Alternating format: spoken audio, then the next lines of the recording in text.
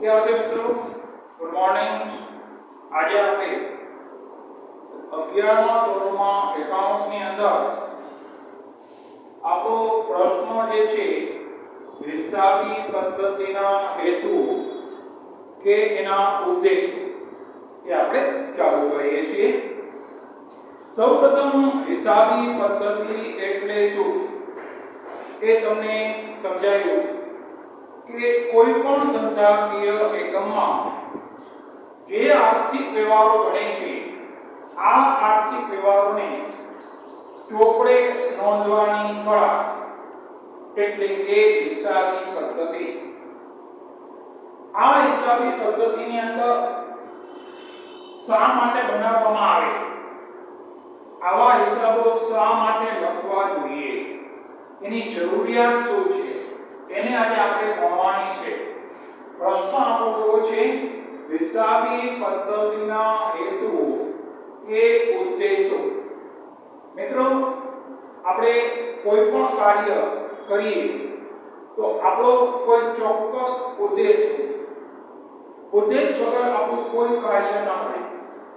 તો આજે આપણે હિસાબી પદ્ધતિના હેતુઓ કયા છે, 5 માર્ક માટે આ પ્રશ્ન પૂછાય છે। એમાં પહેલો આપણો હેતુ કાયમી નોંધ। તમે જે ધંધાકીય એકમમાં આર્થિક વ્યવહારો બને, આર્થિક વ્યવહાર એટલે કે જેનું મૂલ્ય નાણાંમાં માપી શકાય અને જે વ્યવહાર આપણા ધંધાકીય એકમની અસર કરતો હોય એ વ્યવહારને આર્થિક વ્યવહાર કહેવાય। આવા આર્થિક વ્યવહારની તમારી લેખિત નોંધ કરવી જોઈએ। જો તમે વ્યવહારની લેખિત નોંધ ન કરો તો પરિસ્થિતિ શું થાય કે અમુક સમય પછી આ વ્યવહાર ભૂલાઈ જાય। ઘણી વખત એવું બને એકનો એક વ્યવહાર 2 વખત લખાઈ જાય। જો તમે વ્યવહારની વ્યવસ્થિત નોંધ કરી હોય તો આ વસ્તુ બનવાની શક્યતા રહેશે નહીં। તો તમારો હિસાબી પદ્ધતિનો પહેલો જ ઉદ્દેશ કે જે આર્થિક વ્યવહારો બને છે એની લેખિત નોંધ કરવાની। હવે મિત્રો, તમે લેખિત નોંધ 2 રીતે કરી શકો। પહેલાના સમયમાં હિસાબી ચોપડાઓમાં એની નોંધ કરવામાં આવતી કે જે હિસાબો રાખવાનો ચોપડો હોય એમાં પણ નોંધ કરો।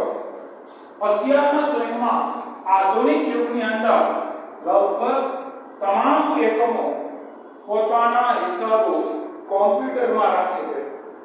તો તમે કોમ્પ્યુટરની અંદર પણ આવા વ્યવહારોની નોંધ કરી શકો છો। તો તમે જે વ્યવહાર બને એને લેખિત સ્વરૂપે ચોપડામાં લખો અથવા તો તમારા હિસાબોને કોમ્પ્યુટરની અંદર પર તમે લખી શકો છો। તો આપણો પહેલો ઉદ્દેશ કે આ લખવાથી આપણને ફાયદો શું થાય કે 10-15 વર્ષ પછી જ્યારે આપણે કોઈ વ્યવહારની માહિતી જોતી હોય તો લખેલી નોંધ પરથી તમને સહેલાઈથી માહિતી મળી શકે। આ આપણો પહેલો ઉદ્દેશ। બીજો એનો ઉદ્દેશ છે પોઈન્ટ નંબર 2, હિસાબી અસર જાણવા માટે। કોઈ પણ ધંધાકીય એકમ જ્યારે શરૂ કરવામાં આવે ત્યારે એ એકમ શરૂ કરવા પાછળનો મિત્રો મુખ્ય ઉદ્દેશ છે નફો મેળવવો। આપ બધા જાણો છો કે ધંધાકીય એકમ જે શરૂ કરવામાં આવે એ નફો મેળવવાના હેતુથી કરવામાં આવે। પણ એવું કોઈ જરૂરી નથી કે ધંધામાં નફો જ તમને મળે। તો તમારા ધંધાની અંદર તમે જે હિસાબો લખ્યા છે આ હિસાબોની સમગ્ર ધંધા પર આર્થિક અસર શું છે, યાદ રાખજો। આર્થિક અસર એટલે તમને આવક અથવા જાવક। તો તમારા ધંધાની અંદર આ વ્યવહારને પરિણામે જો તમે વ્યવહાર લખો એની આર્થિક અસર શું પડે છે। જો તમારા ખર્ચાઓનું પ્રમાણ વધે તો ધંધામાં નુકસાન થાય, આવકનું પ્રમાણ વધે તો ધંધામાં નફો થાય। તો વ્યવહારની હિસાબી અસર જાણવા માટે પણ આ વસ્તુ આપણા માટે ઉપયોગી બની શકે છે। પોઈન્ટ નંબર 3 જે અસર કરતા પરિબળો સમગ્ર ધંધાકીય યોજન છે સમગ્ર ધંધાને અસર કરતા પરિબળો કેવા પરિબળો આર્થિક પરિબળો યાદ રાખજો અહીંયા માત્ર આર્થિક પરિબળો ધ્યાનમાં લેવાના બિન આર્થિક પરિબળો છે એને કોઈ ધ્યાનમાં નથી લેવાના તમારા ધંધાની અંદર જે વ્યવહાર બને છે એ વ્યવહારના પરિણામે આર્થિક અસર એની શું છે અને આ આર્થિક અસર ઉપરથી તમને તમારા ધંધાકીય એકમનો નફો અથવા તો નુકસાન શું થયું એ જાણી શકાય જેને વિદ્યાર્થી મિત્રો આપણે નફો નુકસાન માટે એક શબ્દ વાપરીએ છીએ ધંધાનું પરિણામ જે રીતે તમે લોકો સ્ટુડન્ટ વિદ્યાર્થીઓ પરીક્ષા આપો પરીક્ષા આપ્યા પછી તમારા મનમાં વધુમાં વધુ શું જાણવાની ઈચ્છા હોય કે પરીક્ષા આપ્યા પછી તમારું પરિણામ શું આવશે તમે 10મું ધોરણ પાસ કરીને આવ્યા 10મા ધોરણની પરીક્ષામાં આપ્યા પછી જ્યારે પરિણામ વિશે છાપવામાં આવતું હોય કે ભાઈ 10માનું રિઝલ્ટ આ તારીખે છે શું પરિણામ આવશે એ જાણવાની આપણા મનમાં ઝંખ ના આવે તો ધંધાની અંદર પણ આવું છે ધંધાનો માલિક પોતે ધંધાની અંદર પોતે નાણાંનો રોકાણ કરે સમય રોકે છે તો એ બધું કરવા પાછળ એને ધંધાનો પરિણામ શું મળે ને એ પરિણામને આપણે શું કહેવાય ધંધામાં નફો થયો કે ધંધામાં નુકસાન થયું કોઈ વ્યક્તિ નફો કરવા માટે જ કામ કરે કોઈ નુકસાન કરવા માટે કાર્ય ના કરે પણ ધંધાનું પરિણામ શું થયું એ તમે હિસાબો લખો એના પરથી જાણી શકો પોઈન્ટ નંબર 4 કરવેરાની જવાબદારી નક્કી કરવા મિત્રો આજે આપણે કોઈ પણ વ્યક્તિ હોય એ જ્યારે આવક મેળવે ત્યારે એ આવક ઉપર સરકારે નક્કી કરેલી રકમ વેરા પેટે ચૂકવવી પડે એક્ઝામ્પલ તરીકે કોઈ માણસ નોકરી કરે છે સર્વિસ કરતો હોય તો એ લોકોએ આવક વેરો એટલે કે ઇન્કમ ટેક્સ ભરવો પડે કોઈ વેપારી હોય કે વેપારી પોતે વસ્તુનું વેચાણ કરે તો એના પર એને સેલ ટેક્સ એટલે કે વેચાણ વેરો એને ભરવો પડે અને કોઈ વ્યવસાય કરતો વ્યક્તિ હોય ડોક્ટર વકીલ ચાર્ટર્ડ એકાઉન્ટન્ટ વગેરે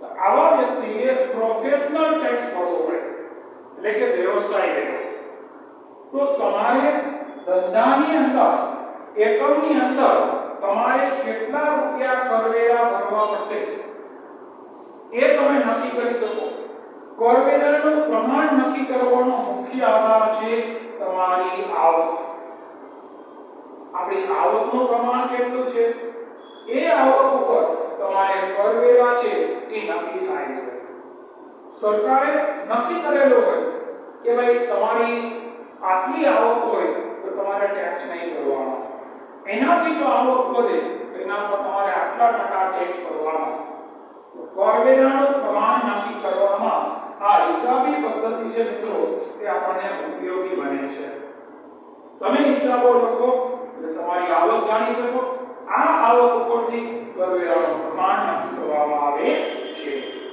એના પછીનો પોઈન્ટ છે દેવાનું પ્રમાણ જાણવું વિદ્યાર્થી મિત્રો પહેલા તો આપણે સમજાવવું છે કે દેવું એટલે શું દેવું શબ્દ છે એને માટે કહેવાય છે કે દેવું એનું બીજું નામ છે તમારી જવાબદારી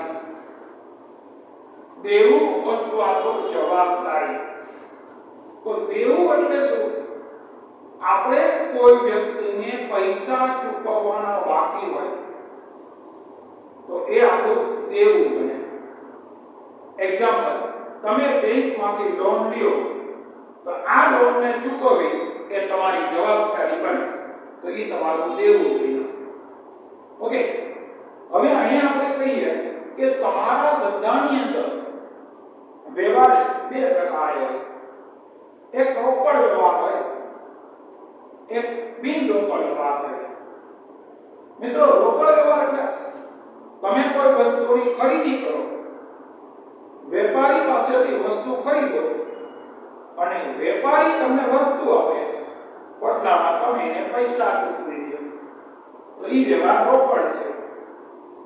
જ્યારે બિન રોકડ વ્યવહાર અથવા આપણે કીધું છે ઉધાર વ્યવહાર. બિન રોકડ વ્યવહાર એને શું કહેવાય? ઉધાર વ્યવહાર.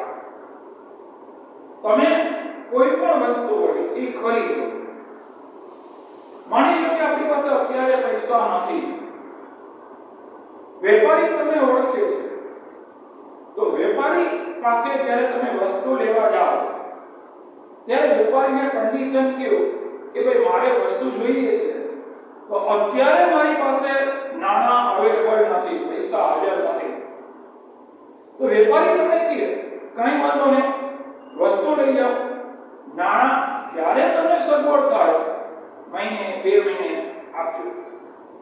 આવું ક્યારે વેપારી કહે? જ્યારે વેપારી પોતાના ગ્રાહકને ઓળખતો હોય, બજારમાં તમારી પ્રતિષ્ઠા સારી હોય, તો વેપારી તમને ઉધાર ખરીદી કરવાનો મોકો આપે. વસ્તુ તમને મળે છે, તમારે નાણાં ભવિષ્યમાં ચૂકવવાના છે. તો મિત્રો આ ખરીદીને આપણે ઉધાર ખરીદી કહેવાય. જ્યારે આપણે ઉધાર ખરીદી કરીએ છીએ, ત્યારે આપણે ઉધાર ખરીદી કરી તો વેપારી છે એ આપણા માટે લેણદાર થઈ. આપણે વેપારીને પૈસા ચૂકવવાના બાકી છે. આપણે પારિભાષિક શબ્દોમાં આપણે આ ચેપ્ટરમાં છે ને એમાં લેણદાર શબ્દ આવે. કે લેણદાર એટલે શું? જે વ્યક્તિ કે સંસ્થાને આપણે પૈસા ચૂકવવાના બાકી હોય એને લેણદાર કહેવાય. તો તમે જ્યારે ઉધાર માલ ખરીદો ત્યારે વેપારી એ લેણદાર બને છે, જેને આપણે પૈસા ચૂકવવાના બાકી છે. તો તમે હિસાબો લખો, એના પરથી તમે કેટલા માલની ઉધાર ખરીદી કરી, તમારું દેવું કેટલું છે, મીન્સ તમારી પાસે કેટલા લોકો પૈસા માંગે છે, તમારા લેણદારો કેટલા છે મિત્રો, એને તમે જાણી શકો છો. એટલે આપણો પોઈન્ટ છે દેવાનું પ્રમાણ જાણવા માટે. નેક્સ્ટ પોઈન્ટ નંબર 4, છઠ્ઠો મુદ્દો આપણો એવો છે મિત્રો, લેણાનું પ્રમાણ જાણવું. લેણું. હવે જે રીતે આપણે દેવા શબ્દને સમજાયું કે દેવું એટલે પૈસા કોઈને ચૂકવવાના બાકી હોય, તો હવે એના પછી આપણો શબ્દ આવશે લેણું. લેણું એટલે કે જેની પાસે આપણે પૈસા લેવાના બાકી હોય. હવે અહીંયા આપણે વેપારી હોય, મેં હમણાં કહ્યું કે કોઈ ગ્રાહક એની પાસે આવે અને ગ્રાહક આવીને વેપારીને કહે કે મારે આ વસ્તુ ખરીદવી છે, પણ મારી પાસે અત્યારે પૈસા નથી. આપણે વેપારી છીએ, તરત આપણે વેપારી ગ્રાહકને આપણે શું કહીએ? વસ્તુ લઈ જાઓ, જ્યારે તમારી પાસે નાણાંની સગવડતા થાય ત્યારે પૈસા આપજો. આપણને ખબર છે કે આ ગ્રાહક આપણને પૈસા ચૂકવવાનો જ છે, નાણાં નહીં આપે એવું નથી માનવું. તો વેપારી પોતાના ગ્રાહકોને વસ્તુ આપે છે, તો એ વસ્તુને વેચાણ થઈ વેપારીએ ગ્રાહકને વસ્તુ આપી, બદલામાં એને નાણાં ભવિષ્યમાં મળવાના છે. તો વેપારી માટે શું બની ગયું મિત્રો? ઉધાર વેચાણ. અને ગ્રાહક છે એ વેપારી માટે શું બની ગયા? દેવાદાર. ગ્રાહકને તમે ઉધારમાં વેચો, ગ્રાહક પાસે પૈસા લેવાના બાકી છે, તો એ ગ્રાહક છે એ આપણા માટે દેવાદાર બને. દેવાદાર પાસે હંમેશા આપણું લેણું હોય. તો તમે વર્ષ દરમિયાન કોઈ કેટલું ઉધાર વેચાણ કર્યું, એના પછી તમારું લેણું કેટલું છે એને આપણે અહીંયા જાણી શકાય છે. પછી પોઈન્ટ નંબર 7, નફાકારકતા જાણવા માટે. કોઈ પણ ધંધાકીય એકમની અંદર, તમારા એકમની અંદર નફાકારકતાનું પ્રમાણ કેટલું? યાદ રાખજો, કોઈ પણ ધંધાની કાર્યક્ષમતા જાણવી હોય તેનો મુખ્ય આધાર છે એની નફાકારકતા ઉપર. તમારા ધંધાની અંદર યાદ રાખો, જો તમારા ધંધામાં નફો વધુ હોય તો એ ધંધો કાર્યક્ષમ કહેવાય. જો ધંધામાં નફાનું પ્રમાણ ઓછું હોય તો ધંધો બિનકાર્યક્ષમ કહેવાય. તો તમારા ધંધાની અંદર વર્ષના અંતે એક વર્ષ તમારી અંદર પૂરું થાય તો વર્ષના અંતે તમારા ધંધાનું પરિણામ શું? તમે આખું વર્ષ ધંધામાં મહેનત કરી, પૈસાનું રોકાણ કર્યું, સમય આપ્યો, તો આનું વર્ષ પૂરું થયું, તમને રિઝલ્ટ શું મળ્યું, પરિણામ શું મળ્યું?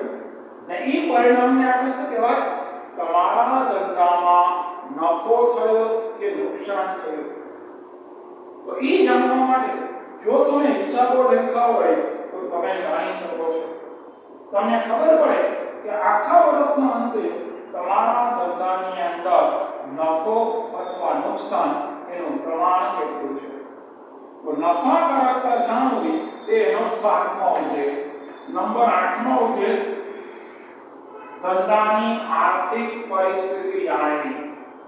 મિત્રો, આર્થિક પરિસ્થિતિ, જો કોઈ વ્યક્તિની આપણે આર્થિક પરિસ્થિતિ કેવી હોય તો તમે સહેલાઈથી કહી શકો કે માણસ પાસે મિલકત અથવા કેશ, જો માણસ પાસે નાણાં વધુ હોય તેની આર્થિક પરિસ્થિતિ સારી હોય, નાણાં ઓછા હોય આર્થિક પરિસ્થિતિ નબળી હોય.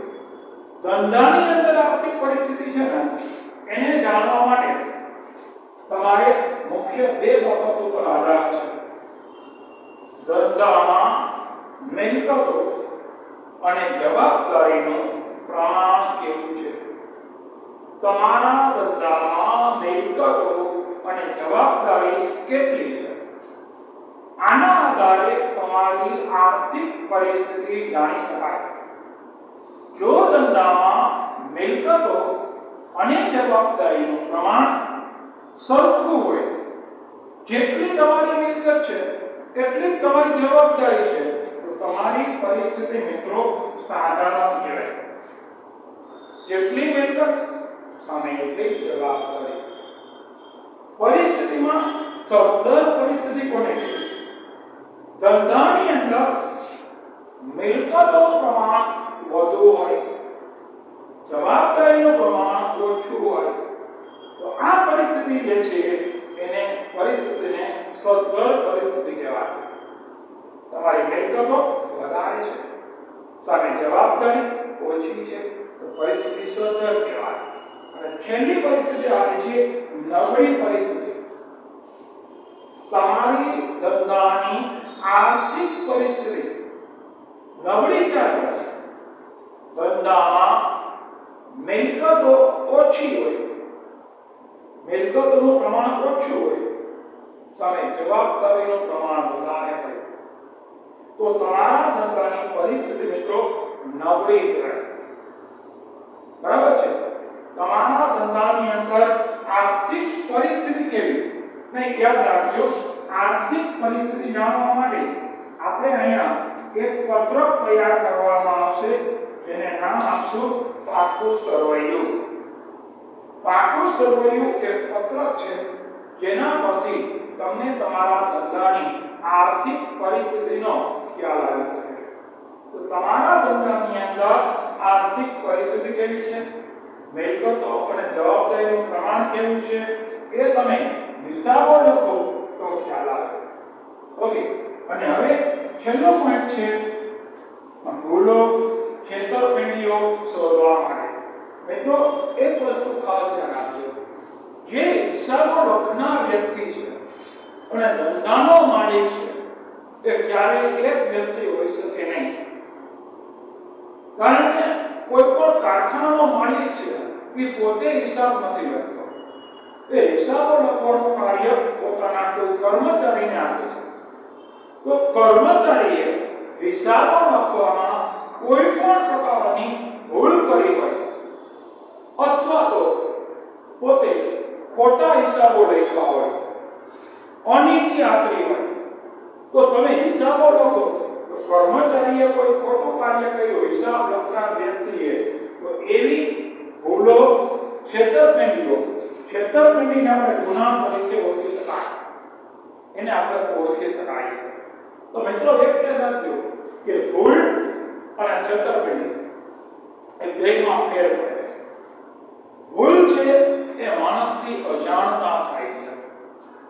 હિસાબ લખનાર વ્યક્તિનો કોઈ ઈરાદો નથી. ધંધાકીય એ તમને નુકસાન કરવું, ખોટા હિસાબો લખવા, ખોટું કરવું, એનો કોઈ ઈરાદો નથી. એનાથી અજાણતા થઈ. તમને ઉદાહરણ આપું. ધારો કે એને હિસાબોમાં 10,000 રૂપિયા એનું વેચાણ લખવાનું, 10,000 રૂપિયાનું વેચાણ છે લખવાનું હોય. હવે એની ભૂલ છે ઉતાવળમાં 10,000 રૂપિયાના બદલે એ બિચારો ભૂલથી વધુ 1 મહિનો લગાડી 1 લાખ રૂપિયા થઈ ગયા. 10,000 વેચાણ લખવાનું હતું, એના બદલે ભૂલથી લખી નાખ્યું 1 લાખ રૂપિયાનું વેચાણ. એક શૂન્ય વધારે થઈ ગયું. તો એક શૂન્ય વધારે થયું એની ભૂલ છે. જાણી જોઈને કરેલી ભૂલ નથી, અજાણતા થયેલી ભૂલ. પણ એ ભૂલ નો પરિણામ ધંધાની અંદર પડે. 10,000 લખવાના હતા, ત્યાં તમે 1 લાખ લખી નાખ્યા, 90,000 રૂપિયા વધુ લખ્યા, 90,000 રૂપિયાનું વેચાણ વધુ લખ્યું.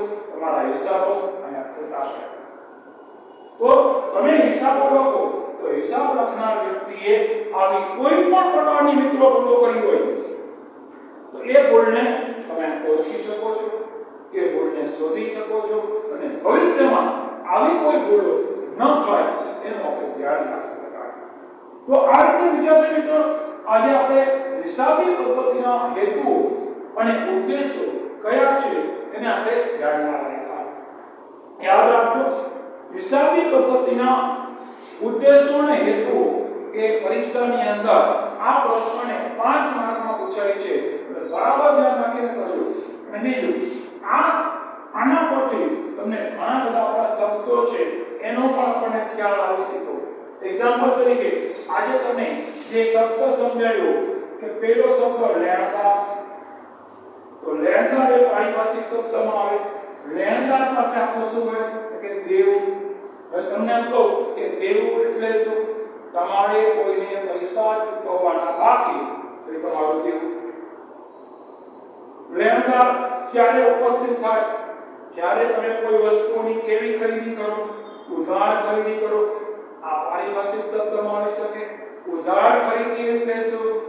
જ્યારે કોઈ વસ્તુ તમે ખરીદો એના નાણાં ભવિષ્યમાં ચૂકવવાના હોય તો એ ખરીદીને ઉધાર ખરીદી કહેવાય.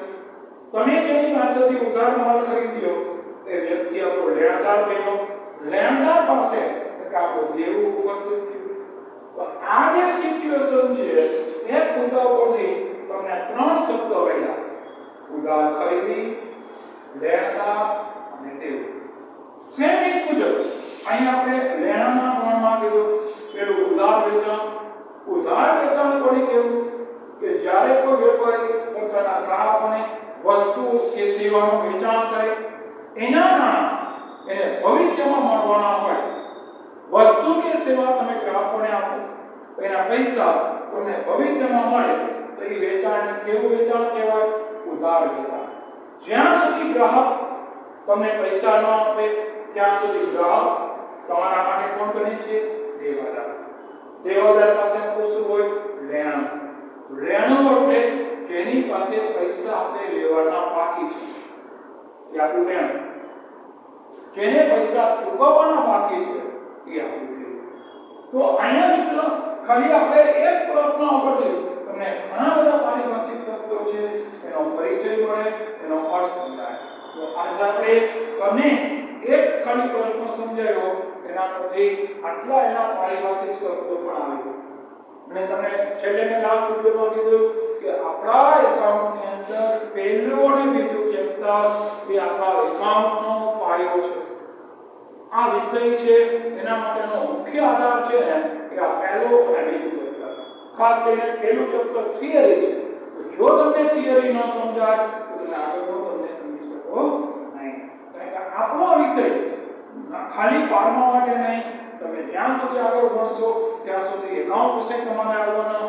આ એકાઉન્ટ વિષયનો પાયો એ અકાદમી છે. એટલે આજે આપણે તમને જે સમજાયું એ બરાબર મગજમાં રાખવાનો. તમારી ટેક્સ્ટ બુકની અંદર તમે પેજ નંબર 4 ઉપર આજે મેં જે તમને સમજાવ્યું એ મુદ્દાઓને સેલા કરીને મેં બનાવ્યા. પેજ નંબર 4 ઉપર તમને આખે આખો આ પ્રશ્ન આપેલો છે. તો આજે આપણે આશા રાખીએ છીએ તમને આ પ્રશ્ન સમજાણો હશે, વિડીયો તમને પસંદ આવ્યો હશે. અને જો વિડીયો તમને બરાબર લેક્ચર બરાબર સમજાણો હોય, પસંદ આવ્યો હોય તો લાઈક કરીને સબસ્ક્રાઇબ કરજો.